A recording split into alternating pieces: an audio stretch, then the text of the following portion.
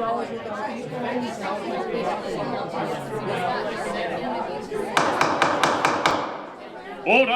Silence in court! Order! Silence in court! I would like to declare the case of movie trialers versus the accused now open.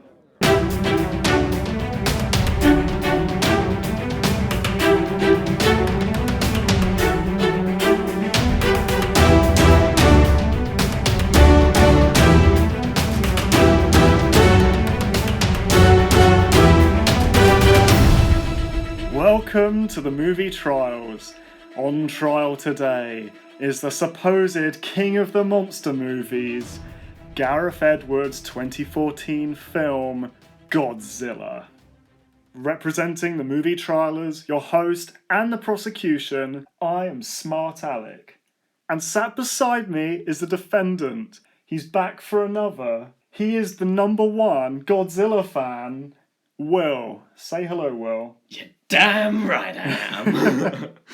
Hello everyone, I'm Will the Godzilla fan and it's good to be back. Like Godzilla, I'm going to stamp on your opinion and run right through it and win this trial. Yeah, you'll appear for 8 minutes of this hour long. I'm in the water, it takes me a long time to get around. I'm fucking huge. Do you not see how big I am? Are you spawn of Godzilla? I wish. You know what? There are times that I have tried to will Godzilla into the world. I think I think that's probably a bad thing because we'd all just get squished. I think you've taken every step possible to become Godzilla. Maybe one day, eh? Godzilla stands accused of being disappointing in the first degree. How do you plead? Not guilty. In the immortal words of Ken Watanabe, let them fight. Let them fight. Ladies and gentlemen of the jury, in 1954, a legend of cinema and an icon was born. This is the king of the monsters, this is Godzilla. And Hollywood has never done Godzilla right. There was a film in 1998 starring Matthew Broderick that we'll speak about less if we can because it was awful. Then we heard that Godzilla was going to be remade in 2014. It was going to go back to the roots of Godzilla. It was going to emulate and portray the things that made it so popular and loved in the first place. However, after my expectations were massively raised by the incredible trailer that was released for the film, I came out of the cinema feeling very frustrated, disappointed, and bored.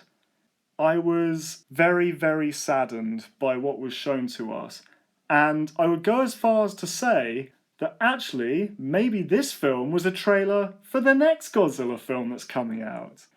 The lead actor is an issue in this film. We are told that it's going to be Bryan Cranston, but instead we got Aaron Taylor-Johnson. We were told that Godzilla was going to be in this film, but where is Godzilla? I didn't pay money to play a silver screen version of Where's Wally, and ultimately I was disappointed because it didn't live up to the expectations, it didn't live up to the trailer, it didn't live up to the film that it was supposed to be homaging, the original, the 1954 classic. It's a bad film, it lost its way, and it lost me. And I think you should find this film guilty for being a disappointment to us all. Thank you. I'm sure you, being a huge fan of this franchise, this IP, were as disappointed as I was by what was offered by Gareth Edwards. I really wasn't. You weren't? I was immensely satisfied. I go to the cinema to see it at the IMAX on opening day. I was jaw-dropped. It was flawed.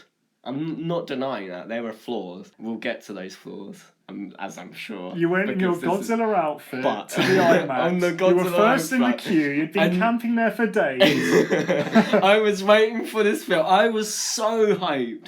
And if anyone was going to be more disappointed by this film, because my expectations of the film were just astronomical. William. And that, I mean, you go into films nowadays, most blockbusters nowadays, with that kind of astronomical, will it live up to my expectations? And I was really satisfied, and I thought they captured the way how Godzilla was always meant to be, and Well, they didn't capture much of Godzilla.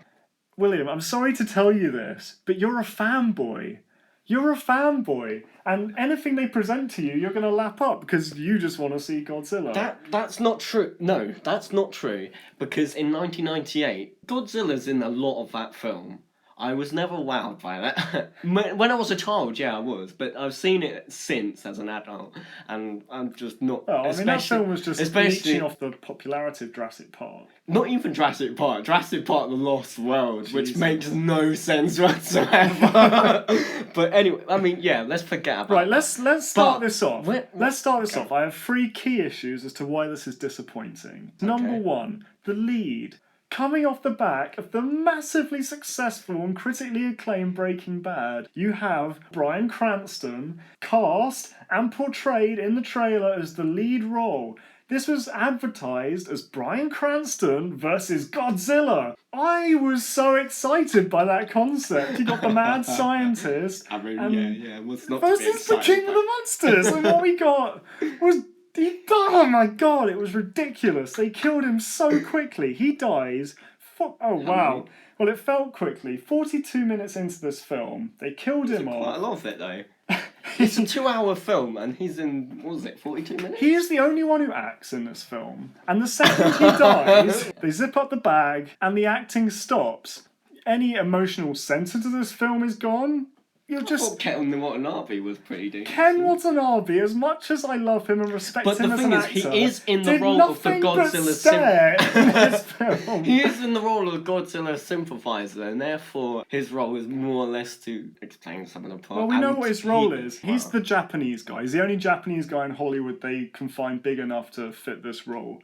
It's actually pretty good casting. I was counting the stairs in this film for him. I was quite bored, so I had to do something to fill my time. Stair count. He stares a lot, it's 12 true. scenes where he's staring, and that's not including looks. I mean, that could be the whole reason. That and what's no, not that. At the end, when he sees Godzilla, he's like, "Oh, it's Godzilla! Godzilla!" That's the reason he's in this film. Let's talk about Bryan Ridiculous. Cranston. But yeah, go on. So he's advertised as the lead. Yeah. He acts well. He acts really well. I And don't know what's going on with his hair, but he acts well. Wait, he wears that wig, like, wears it so well. Because he's bold now. He's randomly killed off. And there's examples of this happening for dramatic purpose that are done well. This happens for literally no reason. And it's very anticlimactic. Aaron Taylor-Johnson, who plays Ford Brody, sees his father die. Blank face. He's gone. 42 minutes in, he's gone. killed, He doesn't even yeah. get... They don't even share screen time. Godzilla and Bryan Cranston. We were Yeah, I mean, that was a advertised shame. that this was going to happen. And it didn't. That is false advertising as far as I'm concerned. I think that is a missed opportunity because Ken Watanabe actually points to having the Brodies come along with him. And I think there was a bit of a missed opportunity. The thing is, I'm fine with Bryan Cranston dying, but at the point they kill him off, I think he could have lived a little bit longer. It served no dramatic purpose. It was dramatic. Not really. No, it was. It was. In what It sense? was because when this huge monster breaks out of the Muto, the male Muto. I'm not talking about breaks out of the the circumstances of his death. I'm talking about his actual death. It wasn't dramatic. Bryan Cranston acted very well just before he croaked it. He is the actually film. really good in this Yeah, film. he is. He is. He's so wasted. Even Actually. Ken Watanabe Mm. wanted Bryan Cranston to be in this film longer. He points him out and is like, I want him! Yeah, as I said, it was kind of a missed opportunity, but I was fine. Okay, so After that. 42 minutes in, and we're left with Aaron Taylor-Johnson to pick up the slack. Yeah. Aaron Taylor-Johnson is a capable Well, actor. I really liked him in Kick-Ass. in this film, He's good, but in this film he don't. it's I don't get it because he seems to act pretty well in front of Cranston and I'll give you that. Olsen. His exchange with especially Bryan Cranston, Elizabeth Olsen, yeah, there's some good. good exchanges there, and he establishes himself as the soldier, and he's got a family and stuff, and he's had these traumas in his past that have affected him. But when it comes to face with any of the CGI, any of the CGI, he doesn't seem to know what to do. Just seems really blank. He, as you said, is decent working with Cranston and Olsen, who plays his wife in this film. But you say what his motivations? There's no motivation. They explain it because they build it up at the beginning. There's a series of events that affect his childhood. I haven't even got the slightest bit of investment in his character. If he was going for a soldier angle, a stoic soldier, he did a successful job in showing us a one-dimensional soldier, but he did nothing else. His father tells him that he has to go back and protect his family. Yeah, and he doesn't do that. He doesn't give a fuck about his family. He is dragged along for the roller coaster just like we are, and his motivations are irrelevant because he A, doesn't express them, and B, they have no relevance to the plot because it doesn't affect the plot. He doesn't do anything that directly impacts the plot. He just goes along. He gets a train back to Hawaii. He bumps into a kid. Stuff happens. It's like he walked into a bunch of bomb disposal guys. Okay, you're experts, but I'm an expert too. I'll just join you. They go along for that. Then he's suddenly a skydiver, and he's skydiving to plant a nuke somewhere, Las Vegas. That's it. His emotional core, the purpose of his being in this film as a character, is completely irrelevant to the main plot, which is the Mutos rampaging around America. His acting is awful. His delivery is wooden. Like he says, "I love you" to his wife on the phone. It's not believable. The bomb disposal interchange was cringeworthy. I mean, okay, you can blame some of the lines and the writing as well for that, because you spend the majority of this film with this character. And I couldn't give the slightest shit about anything that he does. And he is the main reason that I was so bored. So bored watching this film. No, I don't agree about him. His performance is like a statue.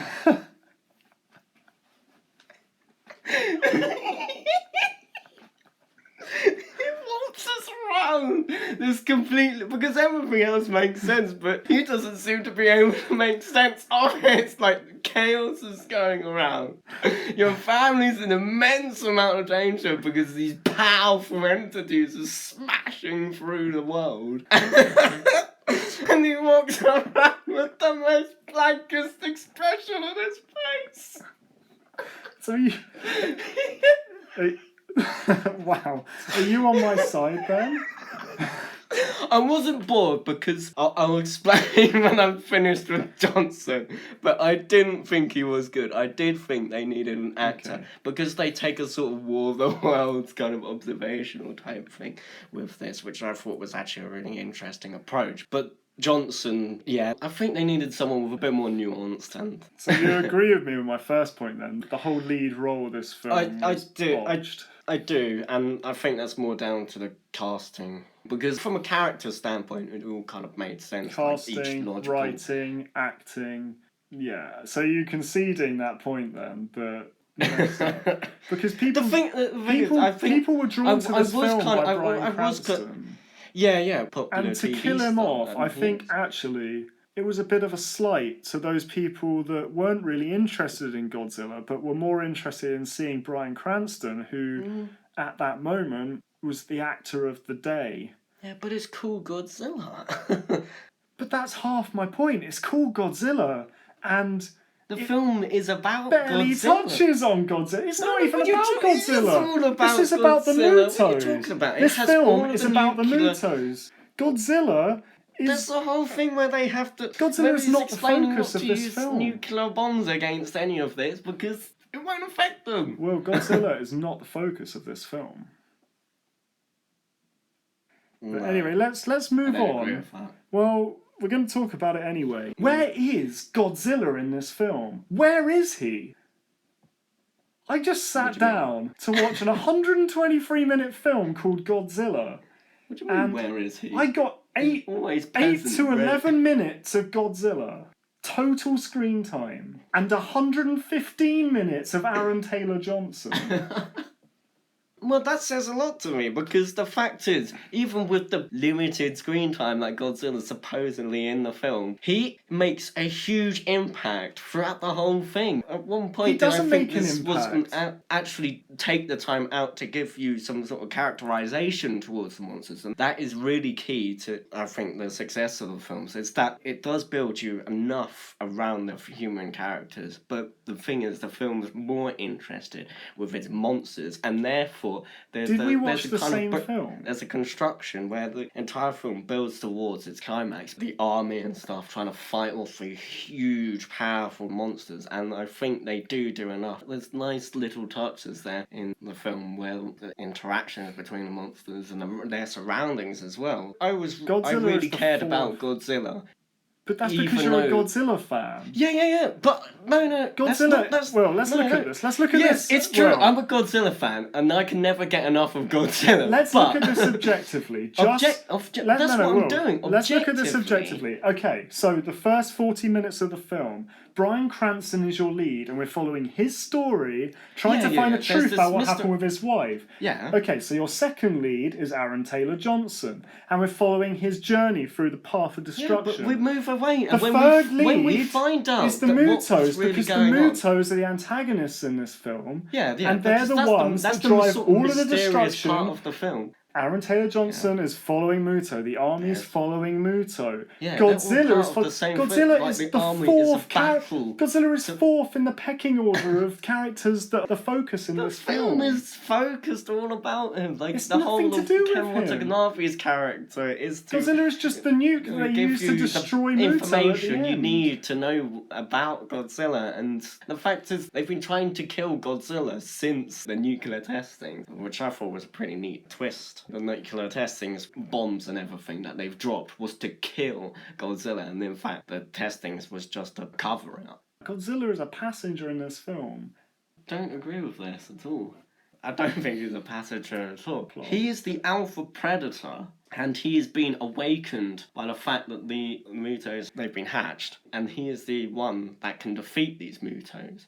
And it actually shows that when this action takes place, we're just bystanders, really. Of course, you get it from the both sides. We can't do anything, but we must, because there are people everywhere. And I think what Gareth Edwards does, he keeps going in and out of the scene, takes his viewpoint and puts it into the action. And it was all very artistic, and it was an attractive film. But that's it. I think and the menace was it was a bit of artistry in the massive, big budget blockbuster that has to deliver on the action and stuff. And I think it does do action. Did it have to deliver on the action? Because of course. This is a 2-hour-long film. 2 hours. And there's a lot of action in Godzilla doesn't even appear for 55 minutes.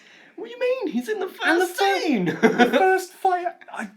You're really going to throw the opening credits out about old found footage of Godzilla? Okay, and then but it is. But it's they show you nuking him. An hour before the fight, the first fight.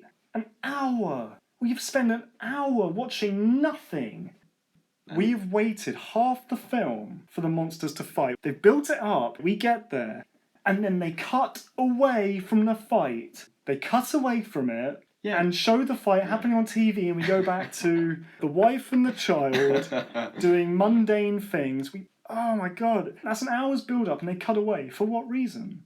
The reason being is because if you deliver the fight straight away, and it turns out that fight was much better than the last one, then kind of detracting from the climax. Okay, fair enough. So this is a film that's building towards its climax. And if that was one bait and switch, I could accept that, but no. There's more. We have to wait another 25 minutes before we get the next sort of fight, and we have the bombshell, right? Yeah, it closes again, and then we get to this fight, and then you get a glimpse of the fight when the skydivers are going down. It cuts away again, and then when Brody's on the But it doesn't street, cut it away. cuts You away get- again. You get this massive halo jump, and you watch Godzilla and the Muto fighting Yeah, it from was a halo jump. How awesome is that? It was awesome, but we still hadn't seen anything by that point. That's the key issue. No, but you We've have, seen- because they've Well, been constantly chasing, and now they finally met. We're an hour and 40 minutes into this Godzilla film. Yeah. We only get to see one fight, which is broken up all the way through until its conclusion, which we actually see them fight. Yes, the tail whip's really cool. Godzilla's atomic breath is really cool. The way he Yeah. decapitates the creature at the end is incredible. Every time he roars, it sends a shiver down my spine. But this is a tiny amount of film time. The rest of the time, we're constantly... This whole thing, like the last 25 minutes, is this huge battle culminating. The point is, William, even that is completely cut up. And more time is dedicated to Aaron Taylor-Johnson again than it is to Godzilla fighting. Will, you said to me that the film is building, right? Yeah. Other films do this, like Alien, Cloverfield, Jaws, right? Creature features that have a monster. The point is, the way they withhold the creature from you, there's ways of doing this right and ways of doing it wrong. You have to be able to justify why you're withholding the creature from the audience. In Alien, you build suspense. Your viewpoint is from Ellen Ripley's, so it makes sense. You only see as much as she does. In this film, they cut away from the monster, but we've had several massive vistas, massive landscapes. It's from all sorts of viewpoints. You've got soldiers, you've got civilians. They can all see the action. And they cut away, and it doesn't make sense. They're literally just cutting away. And the film shows us Godzilla. That first fight scene, I think it's about an hour in, you see a full body of Godzilla. We have now seen the creature. So hiding it has no dramatic purpose from this point onwards. It will only serve to frustrate the viewer. And I felt really frustrated because, okay, it's been built up. I'm now ready. I've now watched an hour of this film. I've now watched these characters doing things. And it gets to the point where we need to actually be seeing something. And they cut away again. And this isn't teasing anymore. This is just moving into cop-out territory. Do you see what I'm saying? There's a massive difference. Even in Cloverfield, you see Cloverfield monster less than you see Godzilla. And you don't see Jaws very much, but it's always there. The characters are always thinking about it. That is the thing that's always in everyone's minds. In this film, Aaron Taylor-Johnson and his bros, they're thinking about nukes, they're thinking about skydiving. Their focus is not on Godzilla, and that also adds to the reason why keeping Godzilla off screen makes even less sense and annoys people.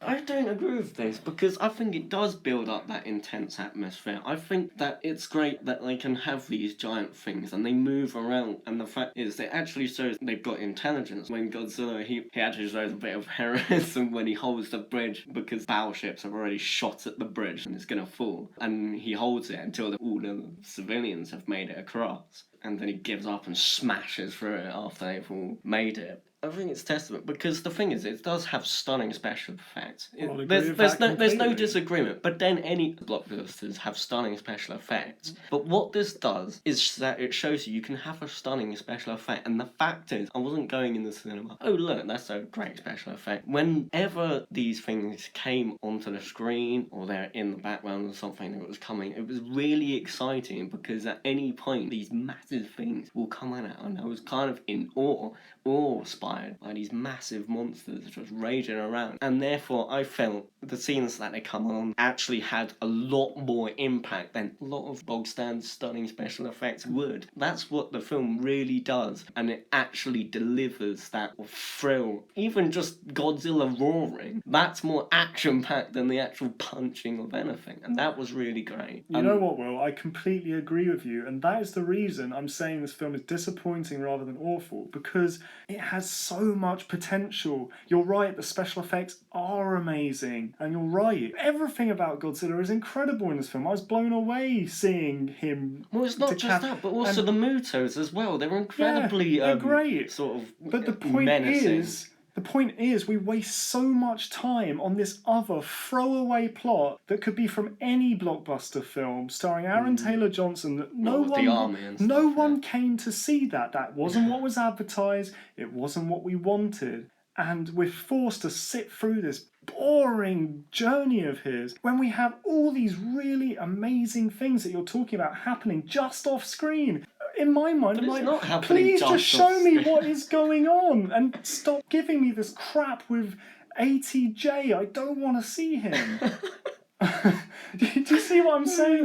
Because I completely agree with you. I think the bits that were the Mutos and Godzilla fighting, and but I also think like the huge fact screen, that, like landscapes of destruction, conflicting with the army as well. Like we should. Ken Watanabe became a sort of one-dimensional bystander by the end of it. Nah, there's a bit because why that's couldn't when Ken be the lead in this? What was the purpose of Alan Taylor Johnson? In a way, he is kind of a lead because. Well, he's not the lead. He's not the lead, but he would definitely be, I would say, second, or your other main point of view. If you remove Alan Taylor Johnson from the film, you have an excellent monster movie. And you say that, but there's a lot of this that works. The fact that he's like the Godzilla sympathizer, that all works. Yeah. Because at the end, when Godzilla's taking a punch, you completely understand the characterization of this monster. We couldn't get that without the Ford Brody storyline.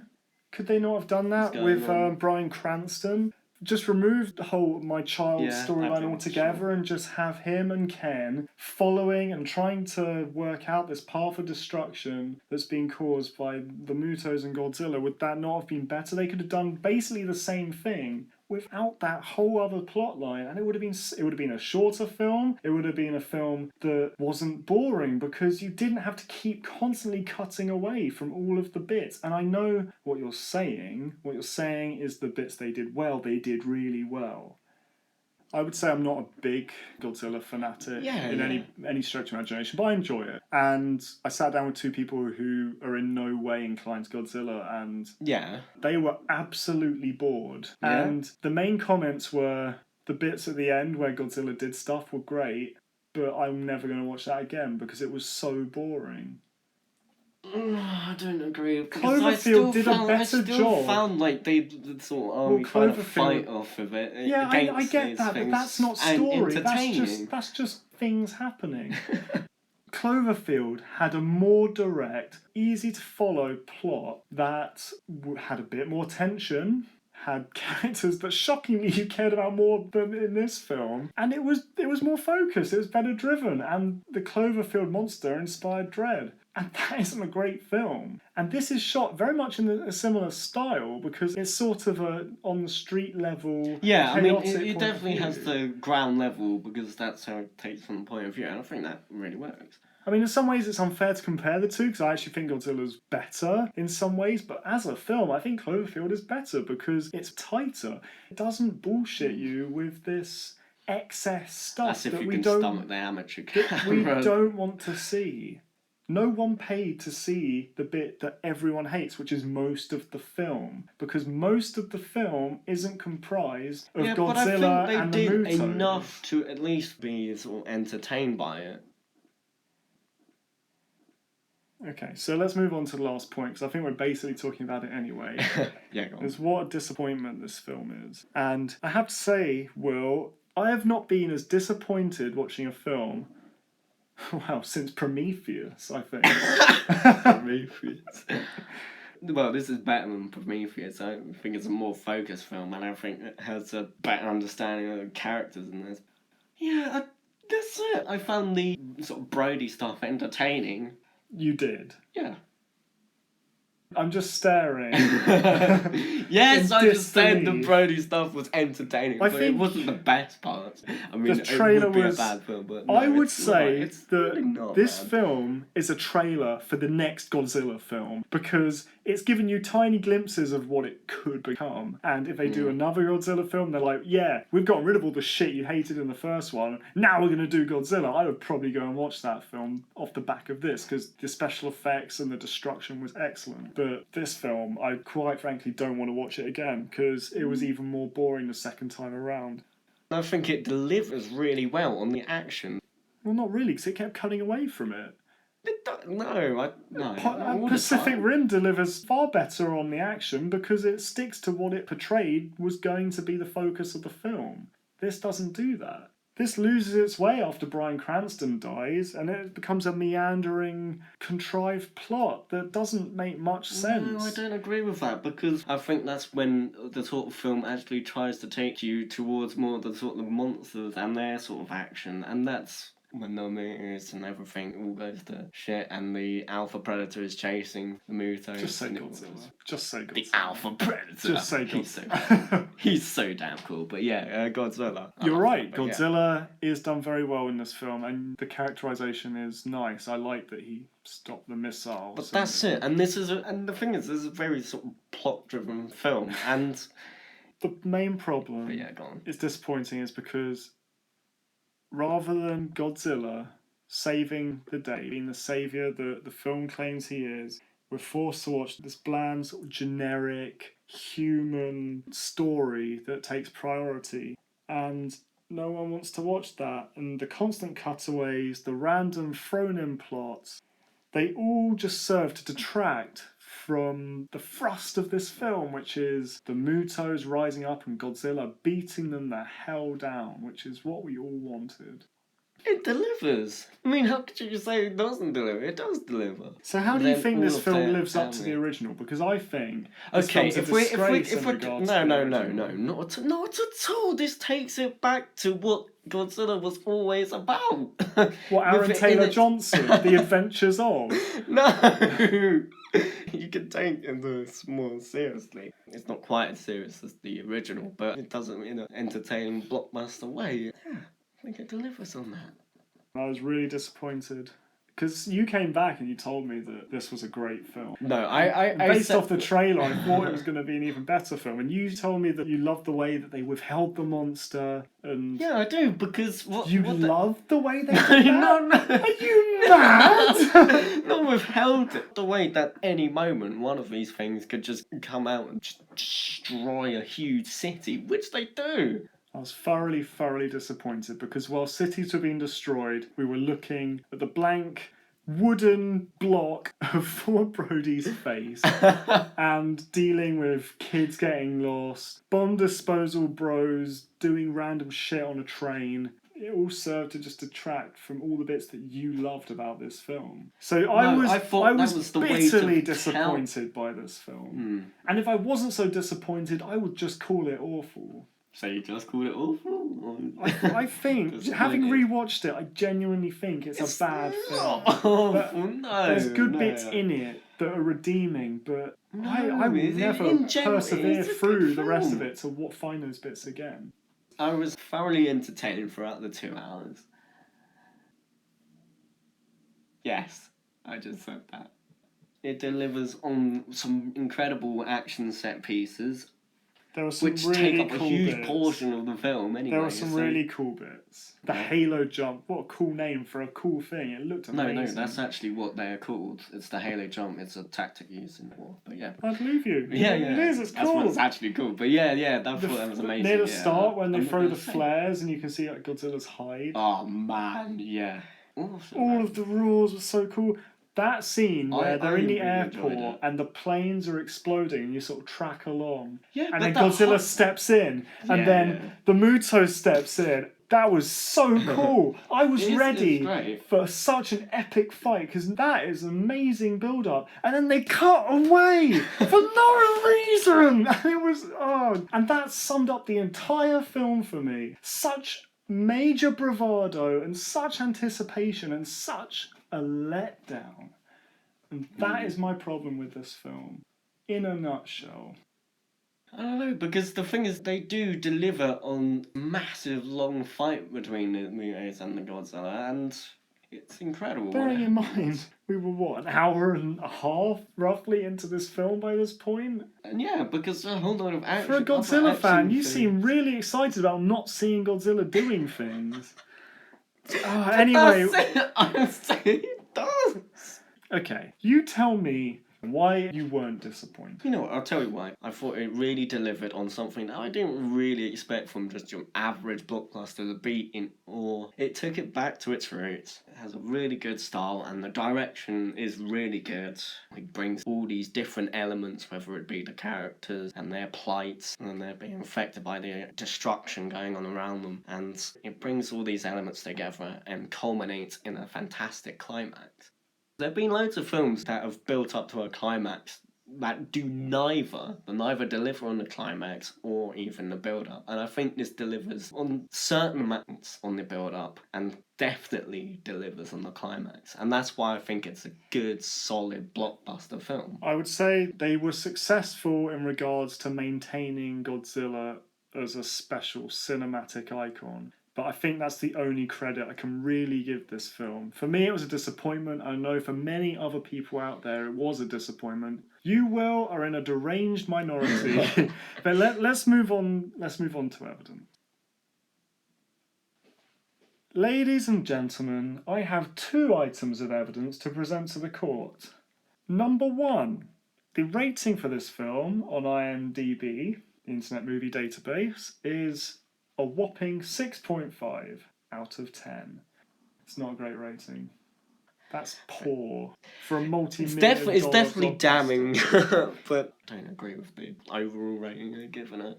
I think it's a good film and not a disappointing one. My second piece of evidence is that it's a 123-minute film and Godzilla gets between 8 to 11 minutes of screen time. That, to me, when the film is called Godzilla, based on the trailer, is a disappointment. You can't argue with the numbers. The fact is, Godzilla is barely present, and... Yeah, but the fact is, you say that, okay, so Bryan Cranston's in it for how long? 42 minutes, hold on. Name me another film role that you 42 can remember him being in. Not TV, a film. Because he's done quite a lot. I can't... Yeah, but why is that relevant? Because the fact is, he's done a lot more with those 42 minutes. And it's a really good performance. Yeah, and he probably won't get another And role he's a now good- because he was in this throwaway film. Well, I don't think it's throwaway. Where was Aaron Taylor-Johnson on the trailer? He is in it. But only for like a... Which is Not absolutely ridiculous. And the original Godzilla has the Godzilla in it for 8 minutes as well. But it's a much shorter film. So actually, ratio-wise, Godzilla is in the original much more than he's in this film. Ladies and gentlemen, I have evidence I would like to bring to the court to defend Godzilla. It made over $500 million in the box office. I know various critical outlets that gave it good reviews. I know Sound and Sight gave it a good review. I know Mark Kermode gave it a good review. And I've seen quite a few various other critical claims saying that this is one of the few cases that they were really entertained by the film, even though they didn't think the main character succeeded. Okay, so a few Well, trendy reviewers liked it and it made some money. To me, that doesn't say I don't know. People want a good Godzilla film that they can... Yeah, You and know, I think it Hollywood did made deliver that, on you know. being a good reintroduction to the Godzilla. But I think don't think that's we're where ever we gonna fall agree down. on this, Yeah, I because- think we're never agreeing.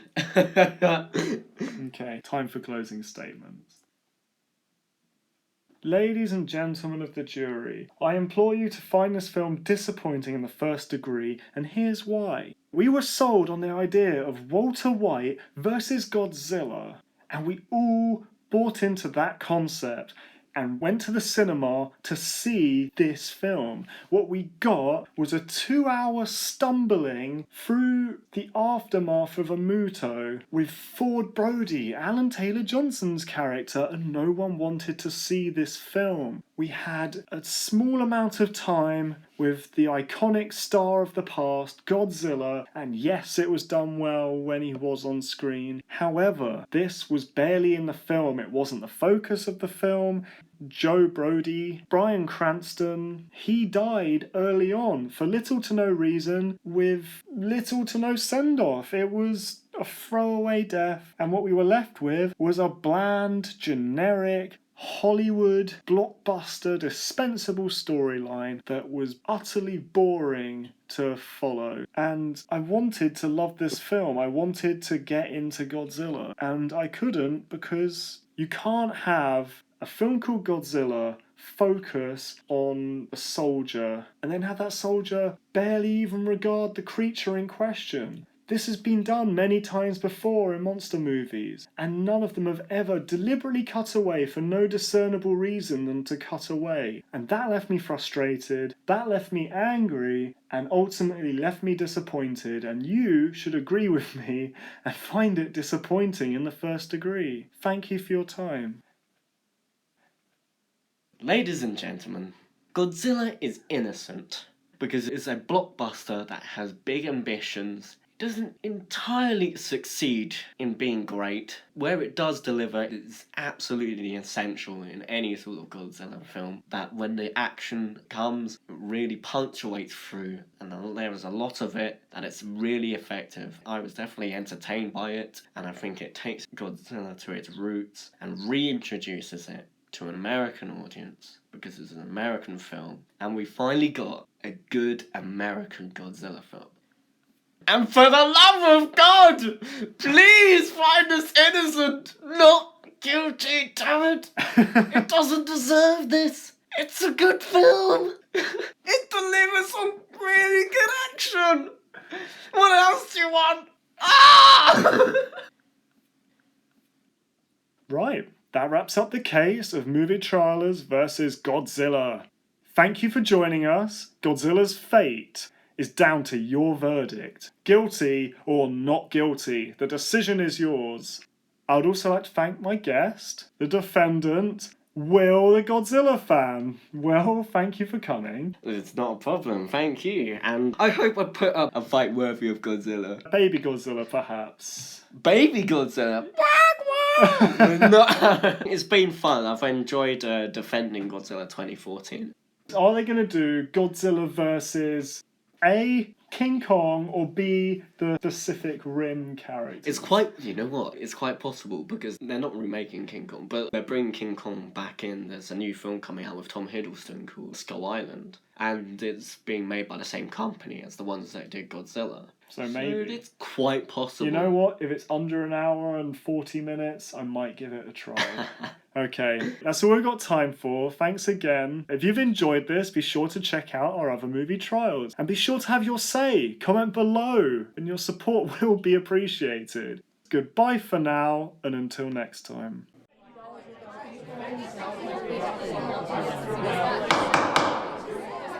Order! Order! Silence! Members of the jury, you decide.